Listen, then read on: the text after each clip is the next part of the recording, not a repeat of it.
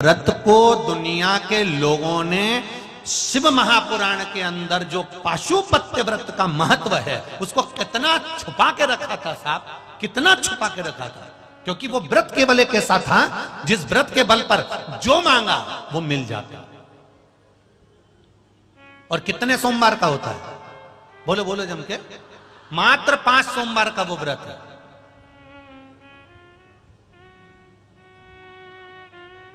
सुबह पूजा की थाली लेकर जाओ, भगवान का अभिषेक पूजन मंदिर में कर आओ। शाम को फिर वही पूजन की थाली, वही की वही थाली, उसमें प्रसाद और दिए कितने?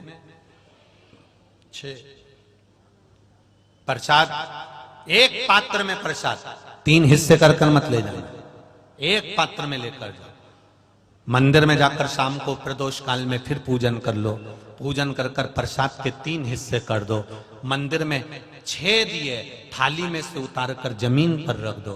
भूमि पर रखकर 5 दियों को जला दो, प्रज्वलित कर दो। प्रसाद का 2 हिस्सा, 5 दिए जो जलाए हैं वो मंदिर में छोड़ दो। प्रसाद का 1 हिस्सा और 1 दिया जिसको जलाया नहीं है वो जमीन से उठाकर वापिस अपनी थाली में रख लो। बाबा को विनती करो, आज मेरा पहला पशुपति व्रत है बाबा, इसको स्वीकार करना। मीठे का प्रसाद लेकर जाना है, घर में बनाकर लेकर जाओ। उतना ही बनाना जितना मंदिर में लेकर जा रहे हो, उसके 3 हिस्से करने के लिए। ज्यादा मत बनाना। पति पत्नी भी अगर व्रत साथ में कर रहे हैं तो दोनों का प्रसाद अलग अलग बनना चाहिए। कढ़ाई को वापिस साफ करना, फिर पति के लिए वापिस बनाना। कई लोग एक ही कढ़ाई में हलवा ज्यादा बना लेते हैं, सीरा ज्यादा बना लेते हैं या खीर ज्यादा बना लेते हैं और उसमें से आधा हिस्सा पति के लिए निकाल देते हैं, आधा खुद ले जाती है।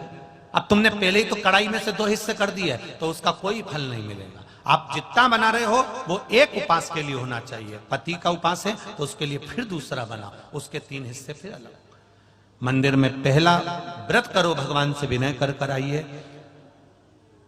छठा दिया और प्रसाद का 1 हिस्सा जो लेकर आए हो अपने घर के दरवाजे के बाहर बैठो आराम से।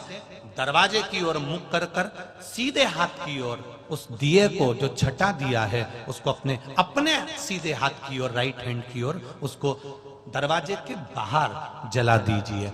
भगवान से प्रार्थना करिए, मैंने इसलिए ये व्रत करा है बाबा, उसको स्वीकार कर लेना। पहला व्रत कर घर में जाकर भोजन करो।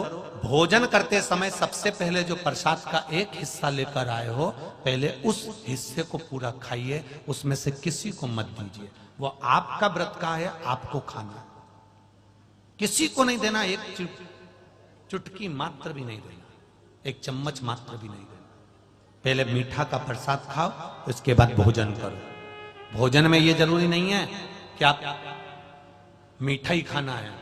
सुबेरे फलाहार भी कर सकते हो, भूखे रहते नहीं बने तो सुबह आराम से फलाहार करो, नमक का फलाहार करो। कोई मना नहीं कि तुम मीठा